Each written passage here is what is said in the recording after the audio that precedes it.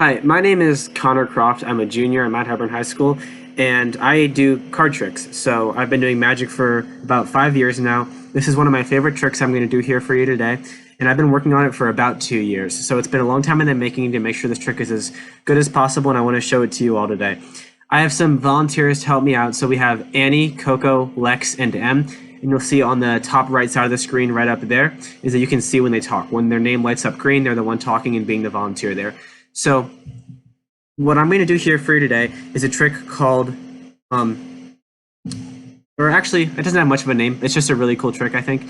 And so what we're going to do here is we're going to start by examining these aces. So I put out the four aces because they're notably the most powerful cards in the deck. They're, in some ways, the leaders of the deck, the rulers of the deck. They're kind of the most powerful aces. So what I'm going to do here is I'm going to give you a chance to just look at these aces and just make sure that there's nothing odd about them, nothing weird, nothing unnormal happening here. So I'm going to just go ahead and count out a few cards here while you all look at that. Just make sure you don't see anything out of the ordinary. Can you guys all make sure? Yeah. I don't see anything. Okay. And before we continue, can you all verify that I haven't planned anything with you? You've never seen this before. This is really, you guys are being true volunteers here, right? Yeah. Okay, awesome. So what we're going to do here now is I'm going to use these aces to demonstrate some really cool, I guess, powers that the aces have in this deck of cards. So we have is the ace of spades is kind of the real leader here, the most powerful ace, kind of rules all the other aces. The ace of spades, ace of diamonds here, ace of hearts, and ace of clubs. So, and I actually counted out here 12 cards. And you'll see why I counted out 12 cards specifically in a second, but I did just count out 12 cards from the top of the deck. We actually don't even need this anymore. We can put the rest of the deck to the side. It's not important for the rest of the trick. But what is important is, like I said before, we have the ace of spades, diamonds, hearts, clubs, and then these 12 other cards I just counted out here. What we're going to do is put these off to the side just for one quick second. I'm going to put these aces back on the table. Spades, clubs, hearts, diamonds. You've looked at these aces. You can all confirm these are normal aces. I've showed you the fronts, the backs, and everything. What we're going to do now is we're going to give each ace 3 different cards. I counted out 12 because if we have 12 and there's 4 aces, each ace gets 3 cards. That's a nice, easy number to work with, 3 cards per ace. So, Andy, would you just name an ace for the first 3 cards to go to? It can be any ace for the first 3 cards.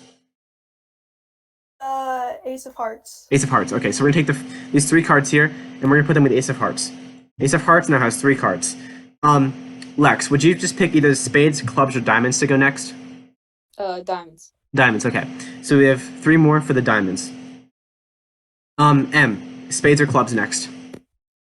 Clubs. Clubs, okay. So 3 more for clubs, and then we finally have these last 3 cards here that go with ace of spades.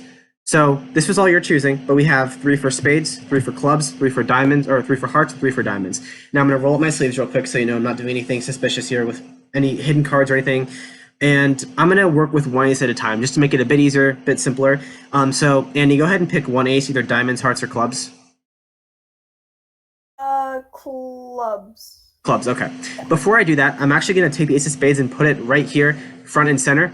And I'm actually going to put something on top of this. So I have a pencil here. I'm going to use this. I'm going to put the pencil on top of this ace and on top of the cards. I am not going to move this. I'm not going to touch this. Just make sure throughout the trick I'm not touching the ace of spades. You said clubs, right?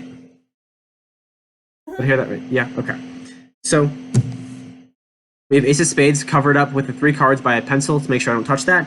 We're going to go 1 card at a time now. So ace of clubs has 3 cards with it. Each ace has 3 cards with it. This one has some cards with it here. What we're going to do is we're going to try and make the ace vanish. So that sounds a bit complicated, but here's what we're going to do. Hit the ace and turn it over. So now in this deck we have 3 face-up cards and 1 face-down ace. It's pretty simple. We have 1, 2, 3 face-down cards and then 1, or face-up cards, and then 1 face-down ace of clubs, right? Watch this. 1, 2, 3. And it turns into 7 of clubs. So now we have 1, 2, 3, 4, and the ace is nowhere to be found. All right, next up, ace of hearts or ace of diamonds. Lex, pick 1. Hearts or diamonds? Hearts. Hearts. Okay. We're going to start this one off a bit simpler here. So if we take the ace of hearts here, you can very clearly see this is ace of hearts right here. I'm actually going to count the cards out for you just again so you can see the ace of hearts is very clearly here, right on top of the deck, right? That's ace of hearts, clear as day. We're going to do something, we're just going to turn this face down. It's not going to go away yet, we're just going to turn it face down. Like that, now the ace of hearts is face down. Might not believe me, but we actually have 4 face down cards with us here. We have 1, 2, 3, 4 face down cards. And now if you look at them face up, now as we see where the aces actually vanished, we have the 4 of spades and 2 of clubs, along with the 8 of spades, and looks like the king of hearts. So that's 1 ace gone, 2 ace gone. Last one here is the diamonds. So we're going to do something else with this one. So we have the ace of diamonds and 3 face down cards with it right now. We're going to take this and we're going to turn it face... Actually, we're going to put this in the deck. So to make sure I'm not doing anything with it, we're going to take the ace of diamonds here, and we're just going to go ahead and put it into about the center of the deck here with these other 3 cards. So we'll go ahead and take ace of diamonds here, and I'm just going to put that right about here for now. And this is ace of diamonds right here. We can all see ace of diamonds. What I would do if I was in person is I would take this ace of diamonds and I'd actually give it to a spectator to hold on to. I can't do that for right now, so I'm just going to take it and put it on the table here, ace of diamonds, and show you these other 3 cards. We have the 8 of hearts and 7 of hearts, and the 3 of diamonds. This last card is the ace of diamonds.